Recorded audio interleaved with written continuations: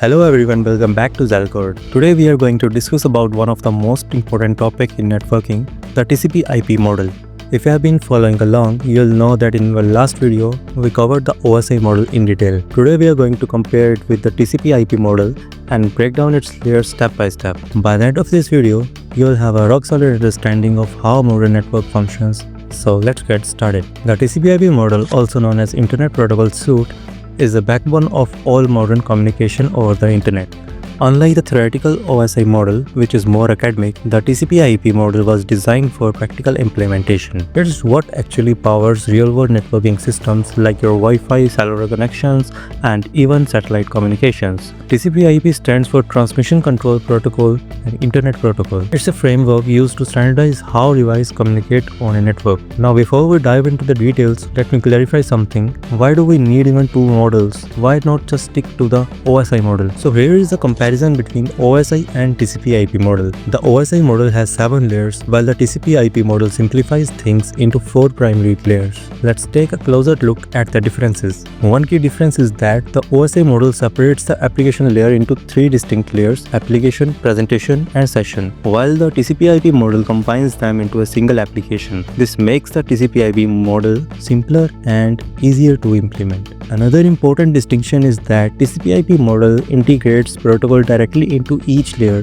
whereas the OSI model focuses purely on abstraction without trying itself to specific protocols. Let's now explore the 4 layers of TCP IP model. Each layer serves a unique purpose and interacts seamlessly while the other to ensure smooth communication between devices. The layer 1 is network interface layer. The network interface layer, sometimes called the link layer, is responsible for transmitting raw data bits over physical hardware. Think of it as the foundation where everything begins. It defines how the data is physically sent and received. It handles MAC addressing and error detection.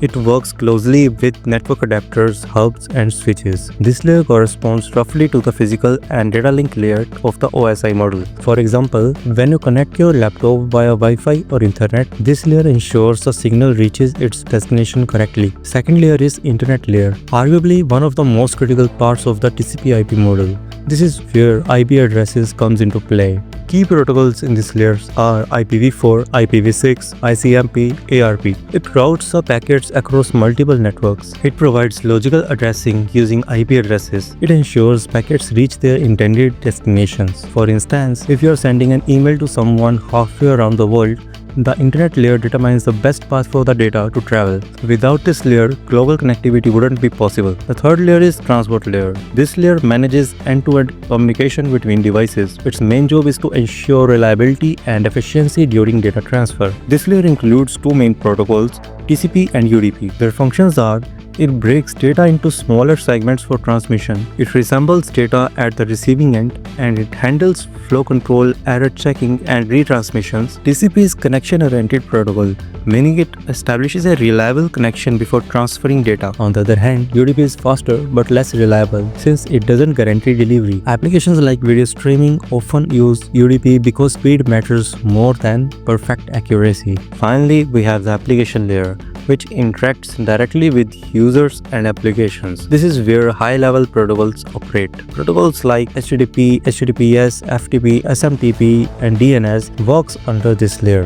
Their functions include: it facilitates user interaction with the network, it translates human-readable requests into machine-readable formats, it manages resource sharing and access. When you type a URL in your browser, the application layer translates it into an HTTP request and sends it over to the server. Similarly, when you send an email, SMTP takes care of delivering it to the recipient's inbox. To tie everything together, let's walk through a real-world example: sending an email. Here's how TCP IP model works behind the scenes. So first of all, application layer. You compose an email in your client which uses SMTP to format the message. Then we have transport layer. Here, the email is broken into segments and handed off to either TCP or UDP for reliable delivery. Then in internet layer, each segment gets an IP header, so router can forward it towards the recipient's main server. And in network interface layer, the final packets are converted into the electrical signals and transmitted via Ethernet or Wi-Fi. And your email successfully travels across the globe thanks to the TCP IP model. That wraps up our deep dive into the TCP IP model. Understanding these layers is crucial for anyone interested in cybersecurity and penetration testing.